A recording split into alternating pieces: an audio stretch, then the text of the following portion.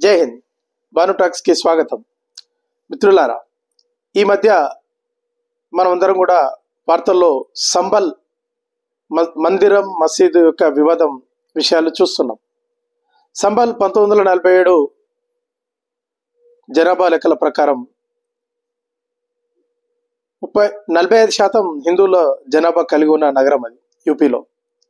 ఈరోజు అక్కడ 15% తగ్గిపోయింది హిందూ సమాజం.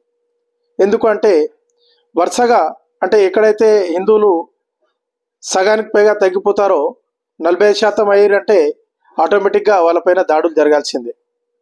ఇప్పటివరకు వివిధ సందర్భాల్లో ముఖ్యంగా 1978లో జరిగిన పెద్ద ఎత్తున మత ఘర్షణల్లో సుమారు 200 మంది హిందువుల ఉచకోత జరిగింది సంబల్లో. అట్టి సంబల్లో ఒక దేవాలయం విషయంలో హిందూ సమాజం కోర్టుకెళ్ళింది.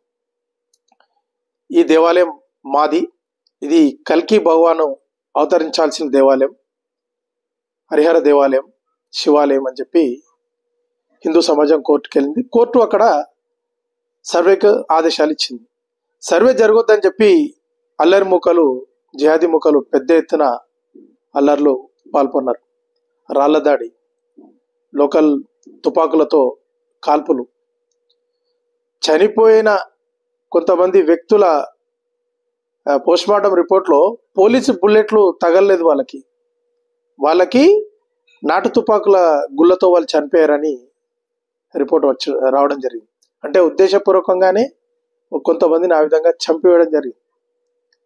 అటువంటి సంబల్లో ఇప్పుడు జరిగిన సంఘటన ఏంటంటే, ప్రభుత్వం యూపీ యోగి ప్రభుత్వం ఈ అల్లరి మూకలను పట్టుకునే సెర్చ్ ఆపరేషన్లో భాగంగా ఆ కిక్కిరిసిన గల్లీలో సెర్చ్ ఆపరేషన్ చేస్తుంటే 100ల కొద్దీ విద్యుత్ దొంగ కనెక్షన్లు కనుగొనడం జరిగింది. ఆ దొంగ కనెక్షన్లు తీయడానికి ఒక డ్రైవ్ నిర్వహిస్తుంటే ఒక పురాతన దేవాలయం బయటపడింది.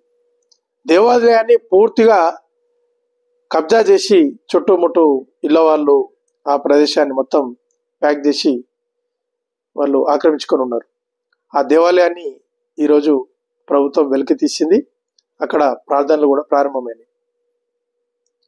అంటే యోగి లాంటి నాయకుడు వస్తే ఈ దేశంలో ఎంత మార్పులు తీసుకురావచ్చో మనం దాన్ని ఒక ఉదాహరణ తీసుకోవచ్చు. ఈరోజు సంబల్ అనే నగరంలో ఒక ఘటన ద్వారా కొన్ని ఒక్కొక్క గల్లీలో వందలాది విద్యుత్ దొంగ కనెక్షన్లు పెట్టుకొని లక్షల రూపాయలు ప్రభుత్వానికి నష్టం చేస్తున్నారు. ఇది దేశవ్యాప్తంగా కూడా చేస్తే అసలు భారత్లో ఎంత మార్పు వస్తుంది. కాబట్టి మాకు రాజకీయాలతో సంబంధం లేదు, మాకు అవసరం లేదు అనే భారతీయులు ఒక్కసారి ఇటువంటి సంఘటనల ద్వారా మన ప్రజలకి, భవిష్యత్ తరాలకి మంచి జరుగుతుంది, యోగి లాంటి నాయకత్వాన్ని బలపరిచే దిశగా మనందరం కూడా ఆలోచన చేయాల్సిన అవసరం ఉన్నది. నా ఈ వీడియో నచ్చినట్లయితే లైక్ చేయండి, షేర్ చేయండి, నా ఛానల్ని సబ్స్క్రైబ్ చేసుకోండి. జై హింద్.